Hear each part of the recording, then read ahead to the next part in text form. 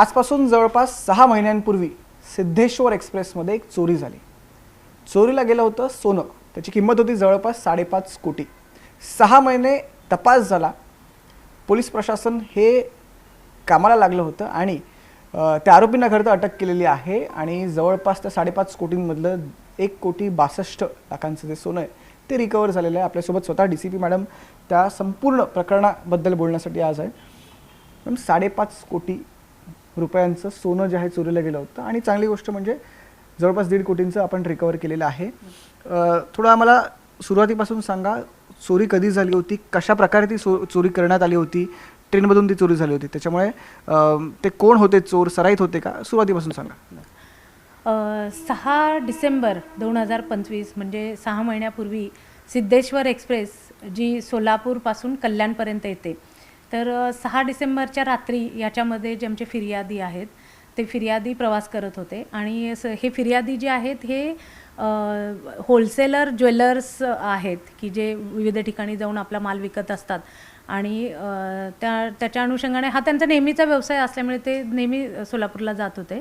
तर तशाच प्रकारे ते सोलापूरला गेले होते. ती सोलापूरवरून परत येत असताना त्यांनी त्यांची बॅग त्यांच्या सीटच्या खाली ठेवलेली होती साखळदंडाने बांधून आणि सदरची बॅग जेव्हा ते कल्याण स्टेशनवरती जेव्हा त्यांना लोणावळा ते कल्याणच्या मध्ये जेव्हा त्यांना जाग आली तेव्हा त्यांच्या लक्षात आलं की त्यांची बॅग नाहीशी झालेली आहे. त्याच्यानंतर त्यांनी कल्याण पोलीस स्टेशन इथे येऊन सदर संदर्भामध्ये कल्याण रेल्वेला आमच्याकडे तक्रार दिली. सदर बाबतीची गंभीर दखल घेऊन आमचे कल्याण PI असतील त्यांनी ACP DCP आणि आमचे CP सर आहेत माननीय कलासागर सर यांना इमिडिएटली त्याची सकाळी खबर दिली. सदर गोष्टीचं गांभीर्य लक्षात घेऊन लागलीच आमचे लोकल पोलीस स्टेशन तसेच LCBची आमची टीम जी आहे श्री खेडकर यांच्या मार्गदर्शनाखाली इमिडिएटली पूर्ण रवाना झाली आणि आम्ही ह्याचा उलट्या दिशेने आम्ही तपास चालू केला कल्याणपासून ते सोलापूरच्या दिशेने.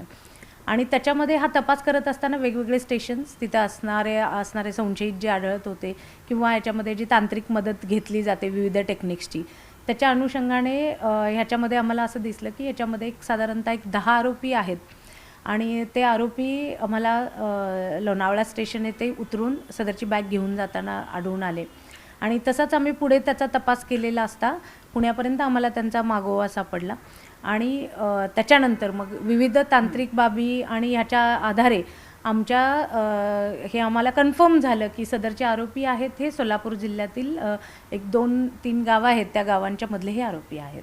आणि त्या अनुषंगाने मग आम्ही परत तपास सुरू केल्यानंतर आमची संपूर्ण टीम सोलापूरला गेली.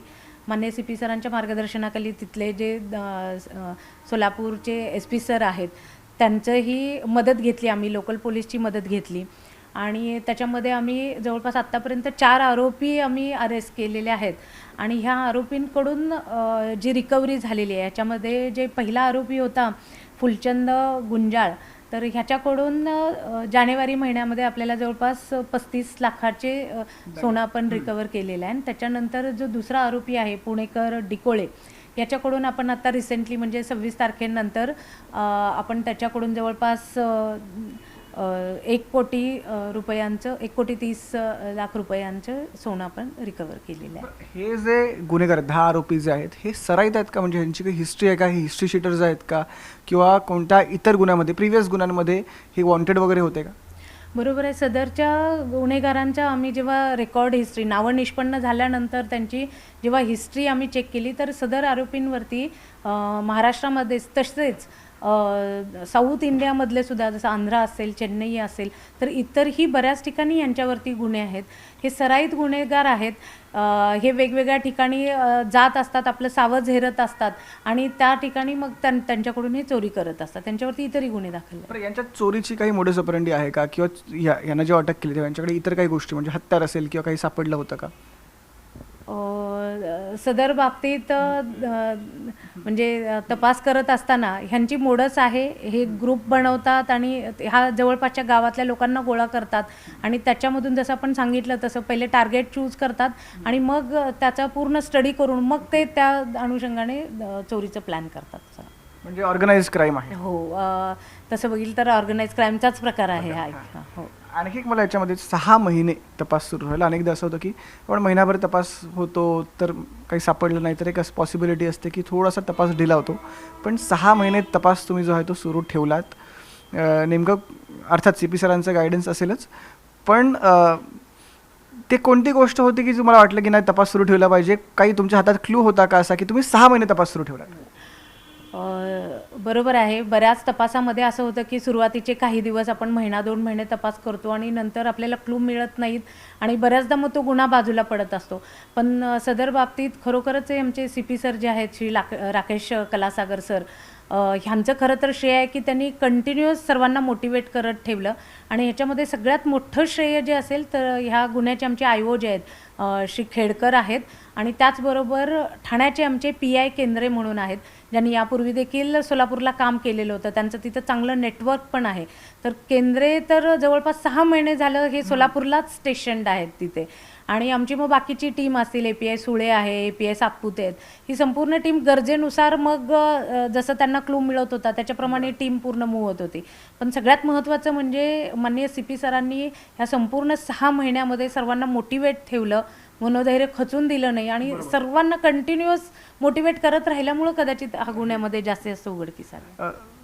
तरी आता सगळे आरोपी अटकेत आहेत की अजून काही कुणाचा शोध सुरू आहे? बरोबर आहे. याच्यामध्ये अजूनही 6 आरोपी आम्हाला वॉन्टेड आहेत. शिवाय त्यांनी ज्यांच्याकडे सोनं दिलेलं असेल तर ते पण रिकव्हरी करणं अजून गरजेचं आहे. तर पण हळूहळू जसं आमच्या ह्या आत्ताच्या ज्या रिकव्हरीमुळं आणखी आमचा उत्साह वाढलेला आहे आणि नक्कीच पुढचे पण आरोपी आम्ही अरेस्ट करू आणि रिकव्हरी पण पुढची चांगली होईल. म्हणजे जवळपास अजून 3-3.5-4 कोटींचा आय गेस रिकव्हरी कदाचित बाकी असेल, पण आरोपी देखील त्यांच्याकडे असण्याची शक्यता आहे. मग तुम्ही फक्त आरोपींनाच शोधताय की मग त्यांचं अजून काही नेटवर्क पण शोधताय की जे आरोपी आहेत 10 त्यांचं कदाचित अजून नेटवर्क असू शकतं, पण त्या अनुषंगाने पण तपास सुरू आहे? बरोबर आहे. जसं आपण सांगितलं तर इतर राज्यात सुद्धा आम्ही त्याच्या दृष्टिकोनातनं तपास करतोय, त्यांच्यावरती कुठे गुन्हे आहेत आणि सुरुवातीला पूर्ण ह्यांचा पॅटर्न तपासण्यापासून असेल किंवा ह्यांचे कनेक्शन्स कुठे कुठे असणार आहेत ह्या सगळीकडे टीम्स आमच्या गेलेल्या होत्या. आणि हे अजूनही त्या दृष्टिकोनातनं जसं तांत्रिक पण असेल किंवा ज्या पारंपरिक इन्व्हेस्टिगेशनची जी माध्यमं आहेत ह्या दोन्ही माध्यमातून आमचा तपास अजूनही सुरू आहे. आणि हे सगळे 10 यांचा ग्रुप कसा निर्माण झाल्याचं काही चौकशीत समोर आलेलं आहे की हे कसे भेटले, सगळे 10च्या 10 एकत्र आले? हे ऑर्गनाइज्ड क्राईम आहे तर आहेच, पण ते जर ते सोलापुरातले असतील तर ते एकत्र आले असतील तर ते कसे एकत्र आले, त्यांनी तो ग्रुप कसा तयार केला, काही तपासात समोर आलं? बरोबर आहे. हे जे फक्त 10 लोक नाहीत, जसं मी सुरुवातीला सांगितलं तसं की हे 2 ते 3-4 गावं आहेत तिथली की ज्याच्यामध्ये बऱ्याच वर्षापासून हे लोक ह्या पद्धतीचा चोऱ्यांचं काम करत आहेत आणि प्रत्येक वेळी गरजेनुसार ते त्यांचा ग्रुप आणि त्याच्यामधली माणसं बदलत असतात. मग ते हा दोन्ही गावातले पण कॉम्बिनेशन होत असतात त्यांचे कदाचित आणि मग ते गरजेनुसार हे करत राहतात. आणि बऱ्याचदा जसं मी सांगितलं तसं काही दिवसानंतर म्हणजे पोलीस पण 2-3 महिने झाले की त्यांचाही उत्साह कमी होऊन जातो. तर हे पूर्ण 2-3 महिने पूर्ण अंडरग्राऊंड होऊन जातात आणि मग परत दुसरीकडचे गुन्हे करत असतात. बरं, पण या केसमध्ये असं काय घडलं का की दुसरा कोणता गुन्हा करताना ट्रेस करण्यात आला त्यांना? सध्या तरी तसं नाही. आम्हाला म्हणजे त्यांना रंगेहात वगैरे पकडणं हा जो प्रकार आहे तो तसा नाही, पण आपल्याकडे बाकीचे टेक्निकल बराचसा पुरावा आहे आपल्याकडे. कुठेतरी आपण पाहतो की टेक्निकल आपण जितकं मुंबई एकंदरीतच पोलीस प्रशासन आपलं जे स्ट्रॉंग झालं आहे त्याचा आता कुठेतरी फायदा देखील आपल्याला होऊ लागलेला आहे. आपण हे संपूर्ण प्रकरण जर पाहिलं तर जवळपास 6 महिने या प्रकरणाचा जो आहे तो तपास सुरू ठेवला. कुठेही एक पाऊल देखील पोलीस प्रशासन आहेत किंवा मॅडमची जी टीम आहे त्यांनी मागे टाकले नाही. तर कधी त्याच्याचमुळे इतकी मोठी खरं तर इतक्या मोठ्या संख्येने ते जे सोनं आहे ते रिकवर करण्यात आलं. जवळपास 1,62,00,000 सोनं जे आहे ते रिकवर करण्यात आलं. तपास अजूनही सुरू आहे आणि काही आरोपी अजूनही टार्गेटवरती आहेत. त्याच्यामुळे त्यांना जेव्हा अटक होईल तर कदाचित अर्थात जे उर्वरित सोनं आहे ते देखील हस्तांतरित किंवा जप्त करण्यात येईल. त्याच्यामुळे या संपूर्ण प्रकरणामध्ये अजून पुढे तपास कसा होतो हे पाहणं खूप जास्त महत्त्वाचं असणार.